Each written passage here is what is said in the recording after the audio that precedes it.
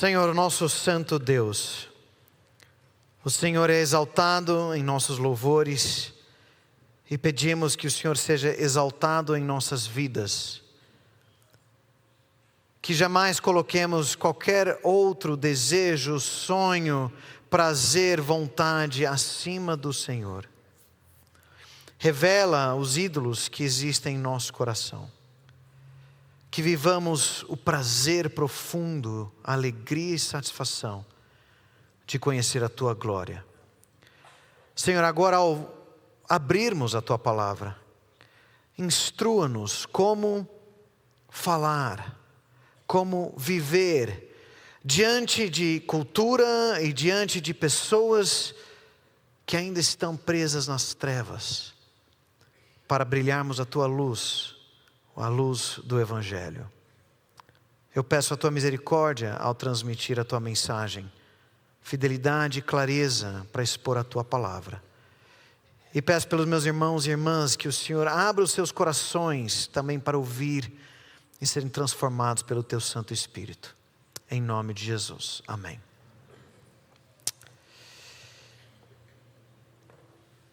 Como pregar o Evangelho para gente inteligente?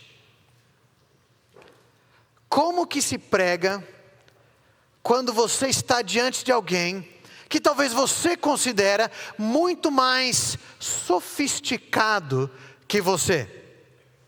Talvez você que está no ensino médio pode pensar no seu professor de filosofia. Eu lembro quando eu era pastor de adolescentes, várias vezes chegavam alguns adolescentes perguntando: olha, meu professor de filosofia ou de história disse isso ou aquilo, ele é ateu e ele está atacando a Bíblia, atacando o cristianismo, o que eu falo, o que eu respondo? Ou talvez você que está na universidade, eu sei que vários nossos jovens estão voltando agora da viagem missionária na Mangueira, estão no trânsito. Mas eles e outros que estão aqui, diante de professores que estão muitas vezes tentando fazer uma lavagem cerebral contra a verdade da palavra. Talvez seja na sua empresa. Talvez um diretor ou CEO, alguém que você para e conversa e ele começa a questionar. Talvez você trabalha para algum cliente muito estudado, tem doutorado. E se ele começar a questionar a sua fé? Como você fala com essa pessoa? E se eles trouxerem perguntas complexas, sofisticadas, que eu não sei responder? Eu acho que muitos de nós nos sentiríamos intimidados. Talvez tentaríamos evitar uma conversa assim. E se eu parecer tolo? E aí ele começar a pensar que o Evangelho não passa de tolice. E se eu não sei responder? Nós estamos aqui estudando Atos, estamos no capítulo 17. Estamos vendo como o avanço do Evangelho está chegando a todo canto do mundo daquela época. Está alcançando pessoas de toda idade, toda classe social, toda etnia. E finalmente nessa segunda viagem missionária de Paulo chegou à Europa. Primeiro a Macedônia, Filipos, depois vimos em Tessalônica, Bereia. E onde ele passa, o Evangelho está tumultuando, transformando vidas, virando de ponta cabeça e às vezes provocando até perseguição. Pessoas resistem, não querem ouvir a verdade. Na última parte da nossa história aqui, no capítulo 17, vimos que Paulo e Silas pregaram em Bereia. E por causa da perseguição, Paulo teve que fugir. Alguns irmãos daquela igreja pegaram Paulo, levaram rápido para longe. Timóteo e Silas, companheiros de Paulo, ficaram para trás. E Paulo é levado bem longe, na verdade, até Atenas, na Grécia. E ali, a antiga capital da Grécia, Paulo fica esperando seus colegas o alcançarem. Atenas, para aquela época, era uma espécie de capital intelectual, religiosa, cultural do mundo antigo. era o berço da filosofia e da sofisticação. Tinha sido a cidade de Sócrates, não um jogador de futebol, né? Aristóteles, Platão, conhecido por todo mundo. O Império Romano conquistou Atenas, mas eles deixaram eles viverem meio que por conta de tão fascinados que eles eram com a cultura e a sofisticação grega. Talvez seria uma espécie de cidade universitária dos nossos dias. Doutores, filósofos, intelectuais, os mais renomados da época. E hoje nós vemos então o Evangelho chegando e sendo proclamado naquilo que era o centro mais sublime da cultura, o centro intelectual daquela época, pelo menos em cultura mundana. E aqui vale algo para nós, porque nós temos alguns que vão prestar vestibular esse ano, jovens já estão na faculdade, adolescentes entrando, como eu disse, na primeira aula de filosofia, talvez com um professor ateu. Talvez famílias, como já tivemos várias vezes, que saem daqui a trabalho e se mudam para um grande centro, ou talvez para outros lugares do mundo, Estados Unidos, Europa. Às vezes avós com netos que estão se aprofundando em estudos e começando a questionar a Bíblia, com perguntas muito complexas. Como fica minha fé nesses lugares, nessas horas? O Evangelho se sustenta diante da inteligência. Nós vamos ver o exemplo de Paulo. Enquanto ele espera em Atenas, Timóteo e Silas chegarem, o que ele faz? O que ele sempre fez. Ele prega o Evangelho. Como que ele faz? Nós vamos ver pela nossa grande ideia aqui. Evangelismo cria conexões, confronta a idolatria e conduz a Jesus. É o que nós vamos ver como Paulo lida, prega o Evangelho aqui em Atenas. O evangelismo, ele cria conexões, ele confronta o pecado, confronta aqui especificamente a idolatria e conduz a pessoa e obra de Cristo. Vamos acompanhar nosso texto hoje, ele vai começar com uma introdução. Depois nós vamos olhar um sermão, ou uma palestra, um sermão, pregação de Paulo. E depois a reação dos seus ouvintes. Vamos então ver a introdução, versículos 16 a 21. Paulo aqui, incomodado com a idolatria, ele vai ganhar uma oportunidade para expor o Evangelho. E aqui ele está então se encontrando numa cidade sofisticada e idólatra. Olha o versículo 16. Enquanto Paulo os esperava em Atenas, o seu espírito se revoltava em face da idolatria dominante da cidade. Paulo está em Atenas, aqui é uma foto de Atenas já nos dias de hoje, né, sendo reformada e tal. E a gente já vê como é belo, impressionante, as ruínas. Imagina na época de Paulo, vendo tudo ali ainda em pé, construído. E Paulo está andando por essas belezas da arquitetura, estátuas para todo lado. Mas ele está com seu coração profundamente incomodado com a idolatria. Um visitante, mais ou menos na mesma época de Paulo, escreveu, ele também visitou Atenas na época, e ele dizia que tinham mais deuses, ídolos, do que gente. Era estátua para todo lado. Você andava na rua, você via mais ídolos, estátuas, altares do que pessoas. Queridos, lembre-se, idolatria é qualquer coisa que tira o lugar de Deus. Não apenas estátuas. Pode ser o nosso ego, a nossa carreira, nosso status online, as nossas amizades, a nossa aparência, o sexo, esportes, lazer. Tudo que toma o lugar de Deus.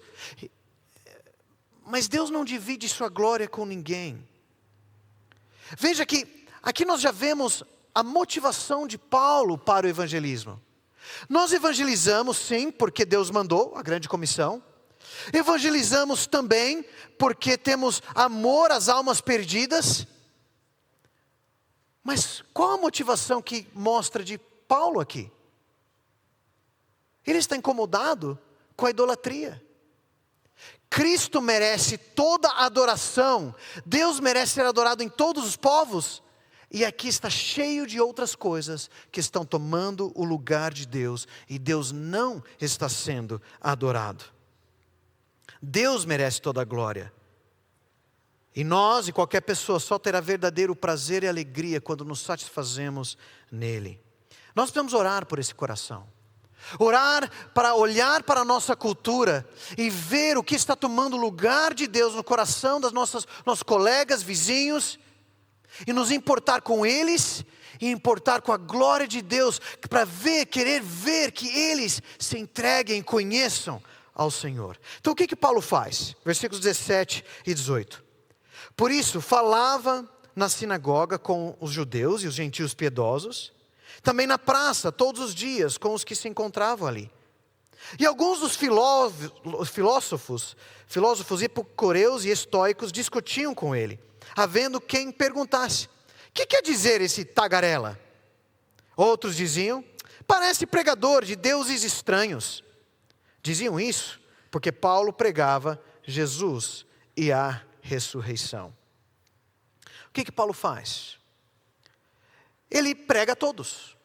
Ele faz como ele já fez em outras cidades, vai na sinagoga falar com os judeus e os não judeus piedosos ali. Ele vai para a praça e começa a pregar no mercado. E ali no mercado ele começa a encontrar os filósofos que gostavam de debater suas ideias ali na praça e começa a falar com eles também. O evangelho é para todos. Mas seja onde ou com quem ele estava falando, Paulo está pregando Jesus e a sua ressurreição. Precisamos lembrar disso. A mensagem continua sempre a mesma. Mas olha a reação aqui no versículo 18 desses filósofos inteligentes. Tem dois grupos aqui. Os epicureus, que ele fala aqui, era um grupo que naquela época criam que os deuses eram distantes, não se envolviam nas vidas das pessoas, tudo é ao acaso, o mundo vai acabar, não existe vida depois da morte. Então viva para o seu prazer, viva para tirar a dor física e os problemas emocionais. Só quero viver bem. Talvez seriam como os cientistas ou professor de exatas na universidade hoje. Olha, né, se ele não conhece a Deus, o mundo é matéria, é isso, viva o melhor que você pode, porque vai acabar. Diante disso, Paulo vai pregar que Deus se importa sim com o mundo e que vai julgar o mundo. O outro grupo que ele cita aqui são os estoicos. E eles acreditavam que Deus está em tudo, tudo faz parte de Deus. E eles enfatizavam a virtude, a responsabilidade, eram meio que moralistas. Olha, o importante é fazer o bem, é viver em harmonia com a natureza, ser pessoas corretas. Talvez hoje seria o pessoal do yoga, né? Talvez o pessoal das humanas, professor de humanas. Paulo vai mostrar que eles estão desprezando a Deus ao adorar os ídolos. E eles tentam entender o que Paulo está falando com eles. E eles chegam lá, escutam Jesus, ressurreição, do que está falando? E olha as duas reações deles. Alguns já zombam de Paulo. O que está falando esse tagarela? Está ficando essas ideias soltas, estranhas. E outros estão curiosos. Coisa estranha, um novo Deus, outros deuses que a gente não conhece. Olha, diante disso, talvez eu e você a gente já desistia. O pessoal não entende, o pessoal já está zombando, deixa para lá. Mas eles convidam Paulo para expor as suas ideias. Olha os versículos 19 a 21. Então, tomando consigo, levaram-no ao Areópago, dizendo: podemos saber que nova doutrina é essa que você ensina? Pois você nos traz aos ouvidos coisas estranhas e queremos saber o que vem a ser isso. Acontece que todos os de Atenas e os estrangeiros residentes não se ocupavam com outra coisa, senão dizer ou ouvir as últimas novidades. Eles levam Paulo para o Areópago, que era uma rocha elevada ali no meio de Atenas, onde originou um conselho que lidava com questões de ética, religião, educação, e lidavam com pessoas que apareciam ensinando coisas novas. Então parece que Paulo foi levado diante desse conselho para explanar o seu ensino. Eles querem saber, entender o que é que ele está dizendo. Perceba, esses intelectuais, eles se viam como grandes e profundos pensadores, filósofos sofisticados. Uma cultura que só fica debatendo ideia nova, só trocando ideias, olha, inventando novidades. A moda era a novidade do pensamento. Pessoas de elite cultural que agora estavam colocando Paulo e o seu evangelho no banco dos réus para eles julgarem de acordo com a filosofia do mundo. É como se Paulo agora vai ter que defender a sua tese diante deles. O que Paulo vai fazer? Nos versículos 22 a 31, então, nós vamos ver o sermão de Paulo, a maior parte do nosso texto. E o sermão de Paulo vai trabalhar justamente esse evangelismo, criando conexões, confrontando idolatria, conduzindo a Jesus. Ele vai trabalhar com uma captação, chamando, conectando com eles. Ele vai trabalhar 2 argumentos mostrando que a idolatria não tem nada a ver, não faz sentido. E depois um apelo final, uma aplicação para que eles se arrependam e se voltam a Jesus.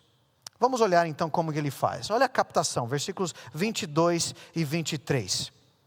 Então Paulo, levantando-se no meio do Areópago, então lembra, ele está cercado pela elite, os doutores e pós-doutores de filosofia da sua época, para ele expor o evangelho. Ele se levanta e o que ele diz? Senhores atenienses, percebo que em tudo vocês são bastante religiosos, porque andando pela cidade e observando os objetos de culto que vocês têm, encontrei também um altar no qual aparece a seguinte inscrição: ao Deus desconhecido. Pois esse que vocês adoram sem conhecer é precisamente aquele que eu lhes anuncio. Paulo começa com uma captação. Eu vou proclamar o Deus que vocês desconhecem. Paulo conecta aqui com a cultura deles, conecta com a realidade deles. Ele não chega já chegando, né, derrubando, chutando os ídolos ali em volta, mas ele constrói uma ponte de interesse. Ele, de certa forma, elogia: olha, vejo que vocês são bem religiosos, né? Tem mais ídolo que gente aqui. E aí ele percebeu que tinha um ponto que dava para ele aproveitar. Um altar de um Deus, a um Deus desconhecido. Talvez parecido com esse altar aqui. Esse altar não foi encontrado na Grécia, foi outra parte do Império Romano, mas que aparentemente também era para um Deus desconhecido. Conta a história de que muitos anos antes de Paulo chegar em Atenas, houve uma grande pandemia, uma praga na cidade. E como eles eram muito religiosos, eles começaram a oferecer sacrifícios para todos os deuses que eles conheciam, de toda a mitologia grega, e nada dava certo. Aí esgotaram todos. Foi, mas nós já tentamos com todos os deuses, quem é que está causando essa pandemia? Aí pensaram, deve existir algum Deus que a gente não conhece, vamos tentar para ele. E fizeram alguns sacrifícios para esse Deus, e imediatamente a pandemia parou. E essa história ficou na cultura deles. E então eles começaram a ter vários altares. E falaram, olha, vamos lembrar, a gente não sabe quem é, mas vamos lembrar de adorar esse Deus. Paulo usa isso como um gancho e falando, gente, vocês reconhecem que tem Deus que vocês não conhecem. Pois bem, eu vou falar para vocês quem é o Deus que vocês não conhecem. Não dizendo que era só mais um Deus do panteão deles, da mitologia deles, não. Mas usando um gancho, falando, eu vou mostrar quem é o Deus que vocês não conhecem. E como nós vamos ver na sequência, é o Deus único, o Criador de tudo. Olha o argumento então que Paulo usa. Primeiro argumento contra a idolatria, versículos 24 e 25. O Deus que fez o mundo e tudo que nele existe, sendo Ele Senhor do céu e da terra, não habita em santuários feitos por mãos humanas, nem é servido por mãos humanas, como se precisasse de alguma coisa, pois Ele mesmo é quem a todos dá vida, respiração e tudo mais. O primeiro argumento de Paulo é que idolatria não faz sentido, pois Deus é o Criador de tudo. Deus é o Criador da terra e do céu. Ele é o verdadeiro Deus. Então, Ele não precisa de uma casa feita por homens. Ali existiam não só estátuas e ídolos, mas muitos templos enormes para os deuses. E Paulo está falando, gente, se Ele quem criou tudo, Ele não vai morar em qualquer espaço criado por nós. É que nem uma criança brincando de montar brincar com boneca, uma casa de boneca, ou talvez brincando com um Lego ou bloquinhos de montar alguma coisa. Uma menina brincando com uma casa de boneca, colocando suas bonequinhas. As suas bonequinhas, não faria sentido ela pensar, olhar, eu também vou criar uma casinha aqui para a criança. Não, é o contrário. Ela que monta, que faz, que cria uma casinha de blocos, não cabe dentro daquele brinquedo. Não faz sentido. Deus, o Criador, que fez a própria matéria, Ele não pode caber dentro de espaços que nós fazemos. Queridos, é por isso que nós cremos que aqui esse ginásio não é o templo do Senhor. O templo somos nós, a igreja, o povo de Deus. Nós somos as pedras vivas que formam o templo de Deus. Da mesma forma, ele diz aqui que Deus não necessita de provisão dada por homens. Nesses cultos idólatras, eles colocavam comida, alimentos, sacrifícios, e às vezes pensando que os deuses se alimentavam de alguma forma daquilo, e que os deuses precisavam daquilo. Deus não precisa de nós. É Ele que provê para nós, Ele não precisa que a gente dê algo para Ele. Irmãos, é muito importante a gente lembrar, porque às vezes a gente se confunde nisso. Nós fazemos ofertas, uma campanha missionária, mas não se esqueça, Deus não precisa de nós. Não precisa do nosso dinheiro para poder fazer missões. Ele é Deus. Ele é dono de tudo. Nós é que temos o privilégio de participar da obra dEle. Precisamos lembrar disso quando estamos nos nossos ministérios. Às vezes a gente fica muito tempo no mesmo ministério aqui na igreja e começamos a pensar que, olha, se não for por mim, o negócio não vai. Se um dia eu tiver que parar, já era. Mas não. Nós somos substituíveis. Um dia não estaremos mais aqui, nosso ministério é temporário. Deus não precisa de nós, mas Ele nos convida a participar da sua obra em adoração a Ele. Idolatria não faz sentido porque Deus é o Criador de tudo. Olha o segundo argumento de Paulo, versículos 26 a 29. De um só homem fez todas as nações para habitarem sobre a face da terra, havendo fixado os tempos previamente estabelecidos e os limites da sua habitação, para buscarem Deus, se porventura tateando o possam achar, ainda que não esteja longe de cada um de nós, pois nele vivemos, nos movemos e existimos, como alguns dos poetas de vocês disseram, porque dele também somos geração. Portanto, visto que somos geração de Deus, não devemos pensar que a divindade é semelhante ao ouro, à prata ou à pedra, trabalhados pela arte da imaginação do homem. Paulo está dizendo, nesse segundo argumento, que idolatria não faz sentido, pois Deus criou e conduz a raça humana. Nos versículos 26 e 28, ele está mostrando, gente, Deus é quem conduz a história. Toda a humanidade Deus criou a partir de um só homem, Adão, espalhou ali em Babel, para todo canto, cada um com sua língua, e ao longo da história, Deus é quem vai conduzindo até a geopolítica, onde cada nação vai viver, as mudanças que acontecem. A gente olha essas brigas que acontecem na Ucrânia, em outros lugares, e tanta confusão. Precisamos lembrar que Deus é soberano até sobre tudo que acontece, mesmo quando os homens agem de maldade, de ganância. Mas Deus cumpre os seus propósitos eternos. Ele conduz a humanidade.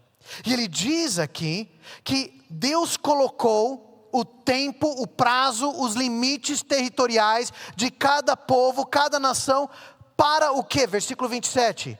Para buscarem Deus, se porventura tateando o possam achar.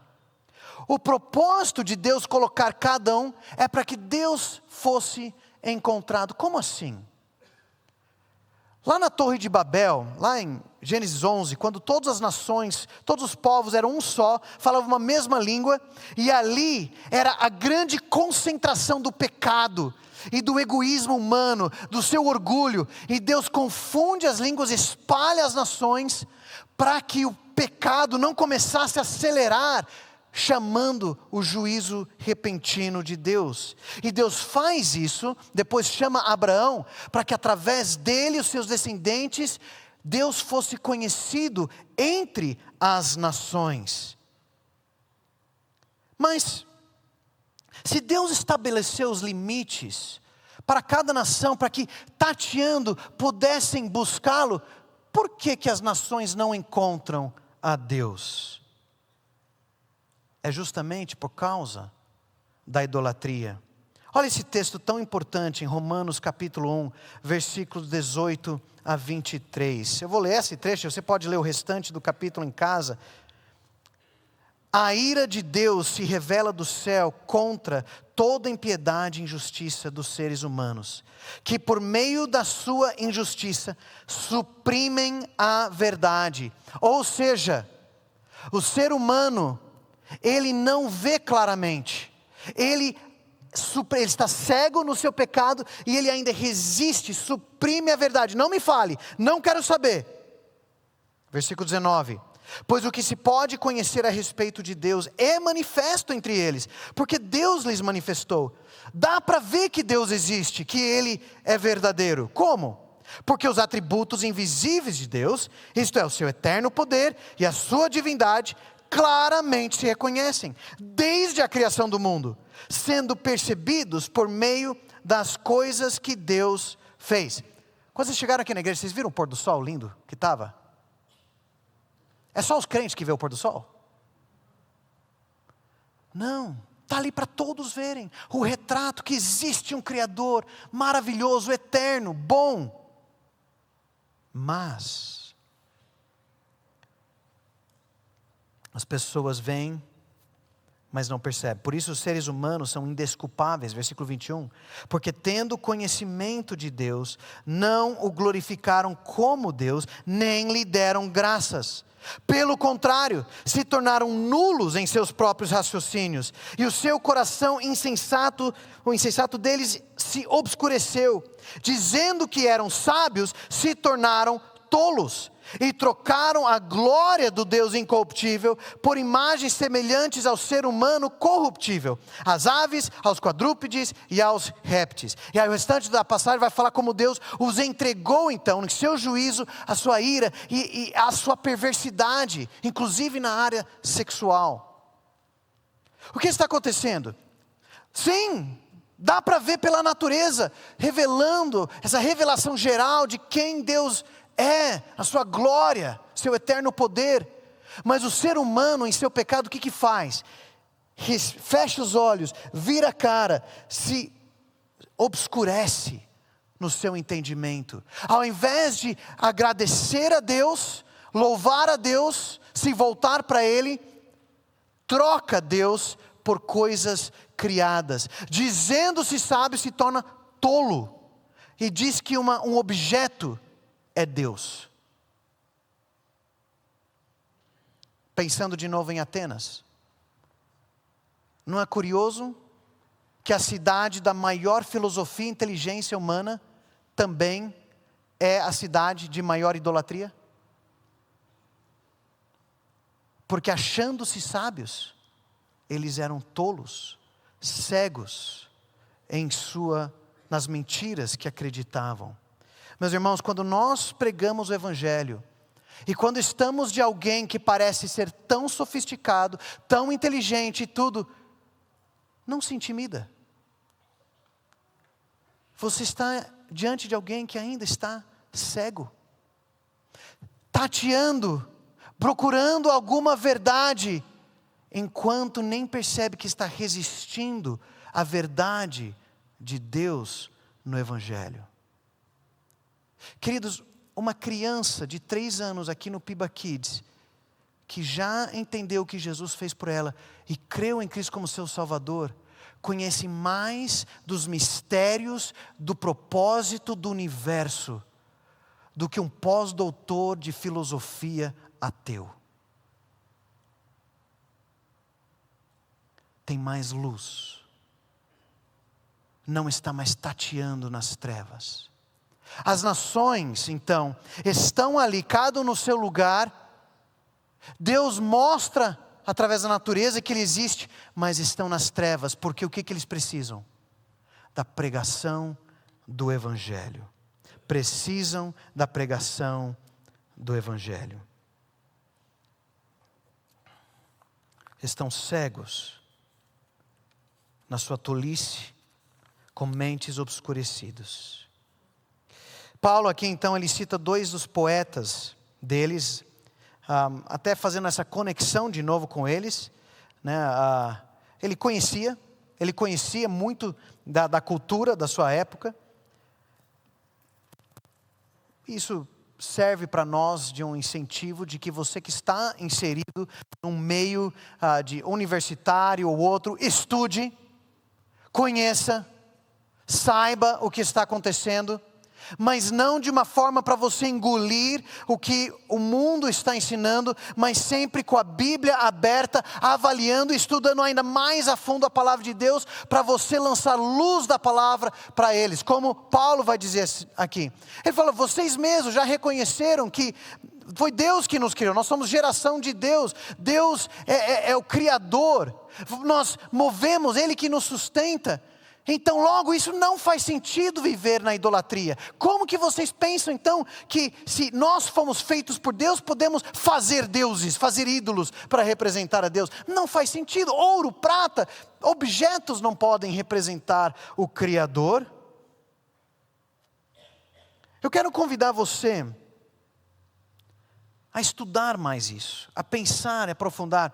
Até para você começar, você que gostaria de aprofundar mais, 2 livros aqui de sugestão, que ajuda nessa questão que a gente fala de defesa da fé, ou apologética. Esse primeiro aqui é um clássico, Cristianismo Puro e Simples, do C.S. Lewis. Uma leitura muito gostosa, mas que ajuda a gente a pensar como interagir e o que a Bíblia diz diante de tantas dúvidas que na nossa cultura levanta. O segundo aqui até foi a tema de uma EBD recentemente, a Ascensão e Triunfo do Self Moderno. Esse é um livro mais recente, de um teólogo cristão. Ele também é bem mais denso, mas ele revela a tolice e o que está acontecendo no nosso mundo, até com frases do tipo, olha, eu sou uma mulher no corpo de um homem. E todo mundo acha normal. Como fazer sentido disso? Onde tem chegado a nossa autonomia pessoal absoluta? E ajuda a gente a ver para também poder usar e lançar o Evangelho. Mas queridos, se somos feitos por Deus, que Paulo está dizendo, Deus não pode ser feito por nós. Deus não pode ser produto da nossa imaginação. Esse é o seu segundo argumento. Depois ele chega então na sua aplicação. Olha os versículos 30 e 31. Deus não levou em conta os tempos da ignorância, mas agora Ele ordena a todas as pessoas, em todos os lugares, que se arrependam. Porque Deus estabeleceu um dia que julgará o mundo com justiça, por meio de um homem que escolheu. E deu certeza disso a todos, ressuscitando dentre os mortos. Essa é a última parte do sermão de Paulo. A aplicação: se arrependam, pois Deus julgará por meio de Cristo.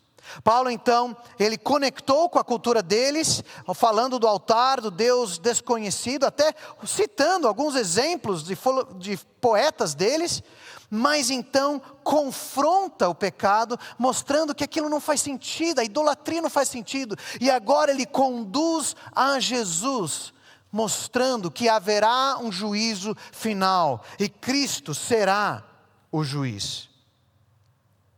Até aqui, vários ouvintes teriam concordado com alguns aspectos de Paulo. Sim, há um Deus soberano, criador, que Ele não mora em templos humanos, ok, Ele sustenta toda a vida, podemos até concordar. Mas agora Paulo chega no clímax, e nas boas notícias que só o Evangelho tem.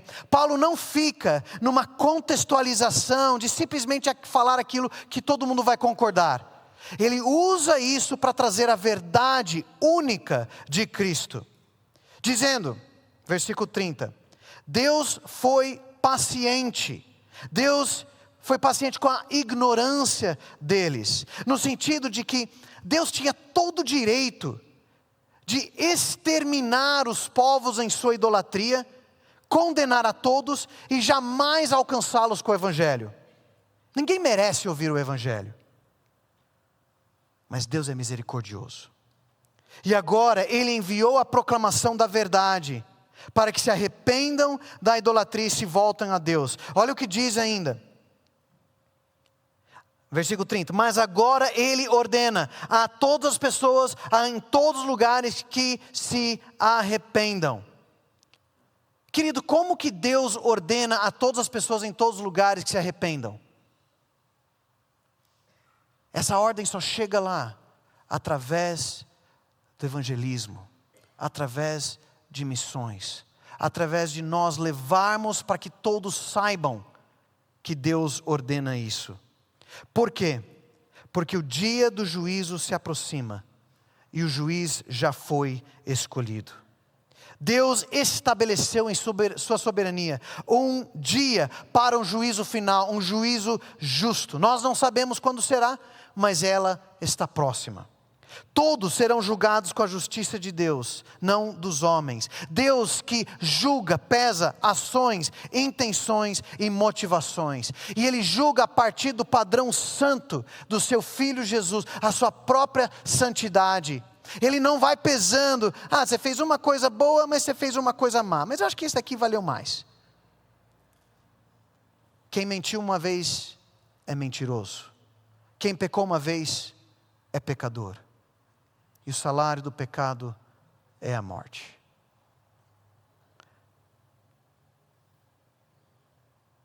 A ressurreição então de Cristo prova que Jesus é o Rei escolhido para julgar as nações. Ele já estabeleceu o dia, Ele já mostrou quem será o juiz. E provou porque Ele foi vitorioso sobre a morte.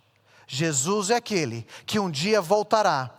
E Ele é o ponto de divisão entre todas as pessoas. O que você fez com Jesus? Você se rendeu em fé a Ele? Ou você o rejeita? Rejeita a provisão de Deus para a nossa salvação e vive no seu próprio caminho, condenado para toda a eternidade. Que nosso papel, missões, evangelismo, nós somos os arautos do juízo final. para todas as pessoas, em todos os lugares, porque o único caminho para eles conhecerem a salvação, a graça e o amor de Deus em Cristo Jesus, é saber que Deus agora chama todos ao arrependimento, de se voltarem da sua idolatria, de se voltarem à adoração falsa e se render em fé a Cristo Jesus e receber a salvação de graça. Você que está aqui, você já passou pela cruz?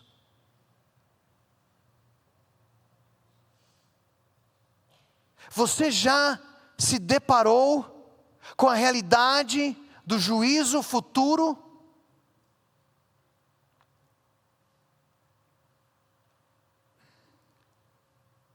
E se arrependeu e creu em Cristo como seu único Salvador? Gente, esse é o nosso foco, essa é a nossa vida. Hoje de manhã nós celebramos isso, os batismos, irmãos, simbolizando isso, mostrando, professando sua fé. Agora sou de Jesus, agora eu não tenho mais condenação porque estou em Cristo Jesus. Essa é a mensagem que nós proclamamos. Mas aí o texto termina. Depois desse sermão de Paulo, parece que ele talvez até foi interrompido quando ele falou da ressurreição. Olha a reação nos últimos versículos dos seus ouvintes sofisticados. Versículos 32 a 34. Quando ouviram falar da ressurreição dos mortos, uns zombaram e outros disseram: a respeito disso ouviremos você em outra ocasião. A essa altura, Paulo se retirou do meio deles. Houve, porém, alguns homens que se juntaram a ele e creram. Entre eles estava Dionísio, o Areopagita, uma mulher chamada Dâmaris, e com eles mais algumas pessoas. Talvez Paulo iria até falar mais, mas parece que ele é interrompido quando fala da ressurreição. Porque aí ressurreição já é demais. Aí também não. Aí parece, historinha. Alguém voltou dos mortos? Como assim? E aí nós vemos a reação negativa de alguns. Alguns zombam. Não, nada a ver. Alguns têm apenas uma curiosidade acadêmica. Não, tá. Outra hora a gente ouve mais. Mas sabe aquele, um dia eu passo lá e não tem compromisso? Adiar, mas será tarde demais. Queridos, nós precisamos lembrar que, sim, a nossa fé é muito estranha para o mundo. Então, já entra numa conversa, já sabendo disso, e fica tranquilo. Não tente impressionar alguém mais inteligente que você. Porque, se você for parar para pensar, o que nós cremos? Nós cremos que um camponês no Oriente Médio, 2000 anos atrás, era o Criador. Nós cremos que esse camponês morreu numa estaca romana como um escravo e que depois ele voltou a viver. Nós cremos que se eu confiar nele, ele vai me levar para uma cidade de ouro depois que eu morrer. E nós cremos que um dia ele vai aparecer voando nas nuvens montado num cavalo para me buscar. Não é estranho? Mas é verdade. É verdade. E quando a gente vai falar isso, vai ter gente que fala: que coisa ridícula, que absurdo. Mas é verdade. E nós pregamos. A gente faz os pontos de contato, mostra, mas apontamos, conduzimos a Jesus. E deixamos os resultados com Deus. E houve algumas reações positivas. Pessoas que se juntam a Paulo e eles creram. Um homem sofisticado, um homem ali, um doutor, e ele creu em Cristo, ele se humilhou e confiou em Jesus como seu Salvador. Uma mulher, Dâmaris, não sabemos mais a respeito dela, e algumas outras pessoas. Pessoas de qualquer lugar, mesmo de elite cultural, também podem receber o Evangelho. A simplicidade e a loucura do Evangelho. Queridos, evangelismo cria conexões, confronta a idolatria e conduz a Jesus. Nós precisamos estar atentos às necessidades das pessoas ao nosso redor e até da nossa cultura, e buscar maneiras para levá-las então a Jesus. Conecte com as pessoas. Crie relacionamentos com as pessoas que Deus colocou na sua volta. Da mesma forma que Deus estabeleceu soberanamente onde cada nação iria morar e por quanto tempo, Ele fez isso com cada um de nós. Onde você mora, a sua vizinhança, o seu lugar de trabalho, a sua carteira na escola, você ali é a pessoa que tem a luz para as trevas ao seu redor. Deus colocou as pessoas à sua volta para que de alguma forma eles alcançassem o Evangelho. E sabe o que? É através de você. Nesse sentido, você é sim a pessoa mais importante ali da sua vizinhança, do seu bairro, da sua sala, porque você tem a resposta. Converse, engaje, não precisa já descarregar tudo de uma vez em cima das pessoas. Conheça as necessidades, as preocupações. Talvez numa conversa alguém vai reclamar da corrupção. O irmão aqui da igreja está falando de uma conversa essa semana que começou a prolongar, o pessoal reclamando da corrupção no nosso país e tal. E ele usou isso para mostrar a Cristo, a resposta, quem é Deus, a sua justiça. Ansiedades. Todo mundo está ansioso, todo mundo está buscando alguma coisa, muitas vezes em remédios para resolver problemas do seu coração. Mostra a esperança que há em Jesus. Problemas de famílias quebradas. Outra família estava contando essa semana que ouvindo toda uma situação quebrada, destruída uma família, e de repente chegou um momento que o irmão falou: olha, deixa eu falar uma coisa para vocês. E falou do caminho da salvação, da restauração que há em Cristo. Queridos, o pecado sempre destrói. Você convive todos os dias com pessoas que têm a destruição do pecado em suas vidas. Talvez não na superfície, não parece tudo bonitinho, mas é só cavar um pouquinho e você vai ver. E tenha oportunidades nessas dúvidas, ansiedades, feridas para falar. E aí confronte a idolatria, o pecado com clareza e amor. Mostra o que a Bíblia diz, mostra a esperança que há em Cristo. Que Ele é a solução. A cruz aponta para o nosso pecado, mas oferece a salvação de graça. E então conduza elas para Jesus. Quem é Deus? Deus é o Criador, soberano, gracioso, justo juiz. É isso que Paulo fez aqui. E depois, quem somos nós? Devedores a Deus, perdidos, distantes de Deus, enganados quanto a Ele, pecadores tateando no escuro. O que Deus fez? Ele levantou um homem, Jesus, Deus encarnado, como representante de Deus em nós, morreu por nós, ressuscitou, e Ele será o justo juiz de todos. O que devemos fazer? Crer em Cristo Jesus, nos arrependendo dos pecados, recebendo de graça a salvação, virando as costas para a incredulidade idólatra e voltar em fé para Jesus. Queridos, vocês têm a resposta. Ore por oportunidades esta semana e não se intimida. Seja quem for, Deus coloca na sua frente. Do mais sofisticado, intelectual, à pessoa mais simples. Leve elas a Jesus. O evangelismo cria conexões, confronta idolatria e conduz a Jesus. Nós vamos responder cantando em louvor a Deus agora. E assim nos preparando para celebrarmos a ceia do Senhor. Enquanto nós cantamos, os líderes, os presbíteros podem chegar aqui à frente. Enquanto nós cantamos e lembramos o que Deus fez por nós, que é a mensagem que nós temos a levar ao mundo.